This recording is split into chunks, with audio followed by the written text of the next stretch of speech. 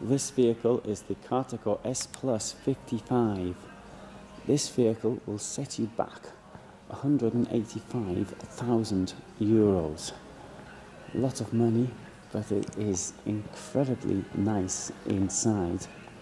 And let's start by having a look, as always, at the garage. The garage, to me, is pretty important when you're carrying stuff around. Now, if you live in a van, you're going to have to put it somewhere, and the garage is the place it goes. And look at the amazing amount of storage you've got there. You've also got your electrics, you've got your charger up there, you've got your fuse box. Good place to put it. You can see what's actually going on inside easily. This vehicle has got a double wheel at the back, and let's have a look at some of the information about it. So it is 5,600 kilos, or can be classified up to 6,700, but itself it weighs, in this state it's weighing 4,165, which means you've got 1.5 tons more or less of payload. It's 828 centimeters long, 227 wide, 312.5 high. The price you've got there is the basic price. When I said 185, I was referring to what you've got here. Have a look there. This is the double floor. That will work as insulation, and it has the extra benefit of offering storage as well. There's no door on the passenger side, though of course I'd never use it anyway. That's why we have a door here. In fact, I don't even use the driver's side door, although there is a driver's side door here. Now, you've got a bed above the driving position.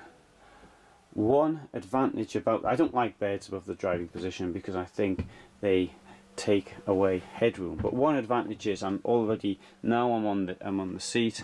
I'm still standing up as far as I can stand up. Okay, I would have to crouch a little bit on coming out of the driving position, but less so if I was sitting around the table. The advantage obviously is you've got an extra bed in there. Do you want the extra bed? I don't know. As this vehicle is quite high, however, it does mean to say that there's more room to tuck it into the roof.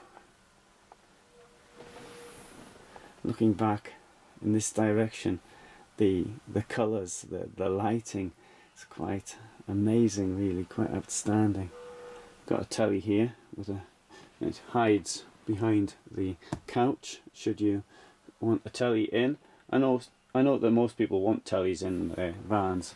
I'm not so keen on it myself, although I do watch the internet sometimes. I'll watch YouTube and what have you when I'm parked up somewhere, and sometimes I even watch the television. I watch Colombo on a channel called View Abroad, which gives British Freeview television channels.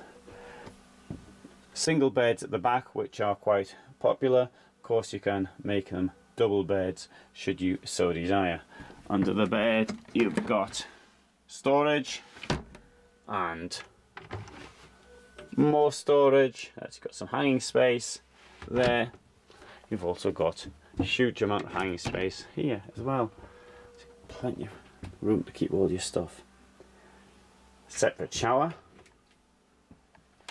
with one of these wide sprinkler systems, and should you have somebody sleeping in there, you can close the doors here so they don't come in. Toilet there, plenty of room in the toilet.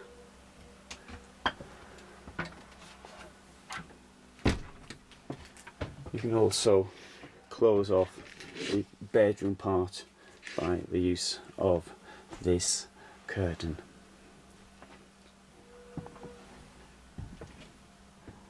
It's outstanding luxury, but the vehicle is very long. At almost 9 meters in length, you're going to find it difficult to park, and it will reduce considerably the amount of places you can actually go to. I appreciate that you're probably thinking, well, you just park it up the campsite and then travel in using bicycles or e-bikes or public transport or whatever. That's true, of course you can do that. But I think part of travelling is the ability to be able to be in the small village and to experience life as people do, for example, in Italy and France and Spain and Greece. And it is difficult with vans of this size, which is a pity because it's so attractive inside. But my feeling is really, unless you need this massive payload that this van offers, then go for something a bit smaller. It's a pity because it's so wonderful. You know, if I were a pop star or something like that, I wouldn't have something like this because somebody would be just driving me to the concerts and what have you. But for holiday use, full-time use, I think something a little bit smaller. What you should do, I think, is rent one and then drive it around for a couple of weeks, a month, and then find out if this is really what you want. That would be the best way to see if I'm right or wrong about my way of thinking for a van of this size.